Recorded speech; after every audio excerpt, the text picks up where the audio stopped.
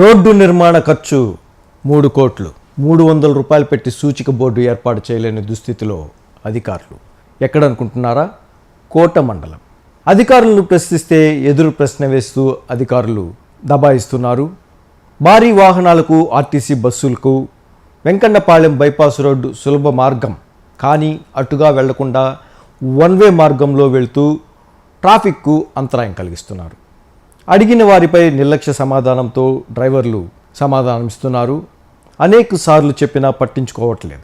ఎన్నోసార్లు RTC depot మేనేజర్లకు చెప్పినా లాభం లేదు. ఇకనైనా అధికారులు ఈ సమస్యపై పట్టించుకొని సూచిక బోర్డు ఏర్పాటు చేసి వాహనదారులకు ప్రజలకు ఇబ్బంది కలగకుండా కోట మండలంలో ట్రాఫిక్ సమస్యను క్లియర్ చేయాల్సిన అవసరం ఎంతైనా ఉందని ప్రజలు కోరుకుంటున్నారు.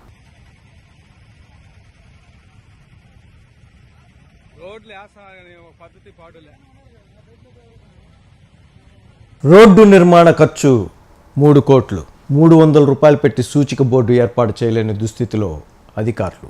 ఎక్కడనుకుంటున్నారా? కోట మండలం. అధికారులను ప్రశ్నిస్తే ఎదురు ప్రశ్న వేస్తూ అధికారులు దబాయిస్తున్నారు. భారీ వాహనాలకు ఆర్టీసీ బస్సులకు వెంకన్నపాలెం బైపాస్ రోడ్డు సులభ మార్గం కానీ అటుగా వెళ్లకుండా వన్ వే మార్గంలో వెళ్తూ ట్రాఫిక్కు అంతరాయం కలిగిస్తున్నారు. అడిగిన వారిపై నిర్లక్ష్య సమాధానంతో డ్రైవర్లు సమాధానమిస్తున్నారు.